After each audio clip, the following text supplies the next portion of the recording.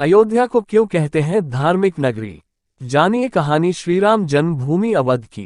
प्राचीन नगरी अयोध्या को लेकर ऐसा कहा जाता है कि इसे स्वयं भगवान विष्णु के निर्देशन में बसाया गया था। अयोध्या की गिनती देश के 7 सबसे प्राचीन व पवित्र नगरों सप्तपुरियों में होती है। धार्मिक नगरी अयोध्या श्रीराम की जन्मभूमि।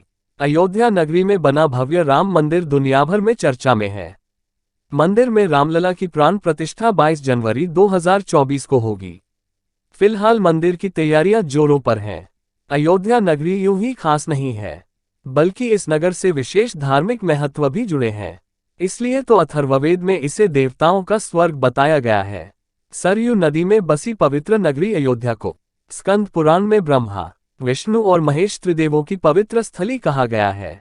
अथर्ववेद में अयोध्या को ईश्वर का नगर बताते हुए इसकी तुलना स्वर्ग से की गई है।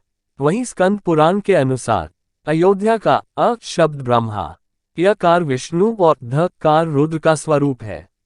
वहीं महाकवि महर्षि वाल्मीकि ने भी महाकाव्य रामायण में अवध को पवित्र नगर बताया है।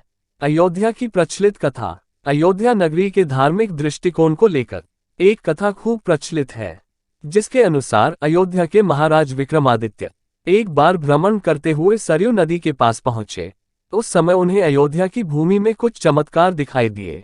आसपास के संतों ने महाराज विक्रमादित्य को अवध भूमि की धार्मिक महत्ता के बारे में बताया। इसके बाद विक्रमादित्य ने यहाँ विभिन्न मंदिरों, सरोवर, कूप आदि का निर्माण कराया। इसके साथ ही अयोध्या नगरी में एक सीता कुंड भी। मान्यता है कि इस कुंड में स्नान करने से व्यक्ति के सभी पाप कर्मों का नाश होता है। भारत की प्राचीन सांस्कृतिक सप्तपुरियों में अयोध्या का स्थान प्रथम है। अयोध्या को श्रीराम की जन्मभूमि के साथ ही साकेत नगरी के नाम से भी जाना जाता है। हिंदुओं के साथ ही बौद्ध और जैन धर्म के लिए भी अयोध्या नगरी का खास धार्मिक महत्व है। आइए जानते हैं श्रीराम जन्मभूमि अयोध्या कैसे बनी धार्मिक नगरी। अयोध्या की स्थापना रामायण के अनुसार सरयू नदी के किनारे बसी अयोध्या नगरी की स्थापना सूर्यपुत्र वैवस्वत मनु द्वारा की गई। वैवस्वत मनु का जन्म लगभग 6673 ईसा पूर्व बताया जाता है। ये ब्रह्मा जी के पौत्र कश्यप की संतान थे। इसके बाद मनु के 10 पुत्र हुए, जिनमें एल, इक्ष्वाकु, कुशनाम, अरिष्ट, धृष्ट, नरिष्यंत, करुष, महाबली, शर्याति और पृषद थे। इक्ष्वाकु कुल में ही भगवान राम का जन्म हुआ था। कैसे हुआ देवशिल्पी नगर अयोध्या का निर्माण? स्कंद पुराण के अनुसार जिस तरह से काशी भगवान शिव के त्रिशूल पर टिकी है, ठीक इसी तरह से अयोध्या विष्णु जी के सुदर्शन चक्र पर बसी है। इसे लेकर एक पौराणिक कथा है, जिसके अनुसार मनु ब्रह्मा जी के पास एक नगर निर्माण की योजना लेकर पहुंचे। ब्रह्मा जी ने मनु को भगवान विष्णु के पास भेजा।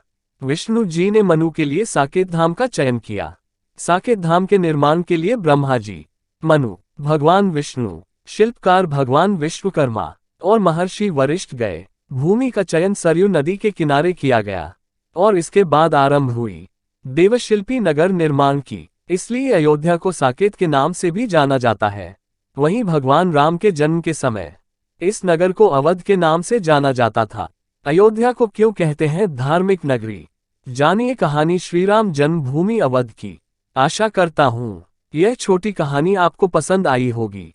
कहानी पसंद आई हो तो वीडियो को लाइक करें और चैनल को सब्सक्राइब करें। धन्यवाद। और कमेंट बॉक्स में जय श्री राम लिखना ना भूलिएगा।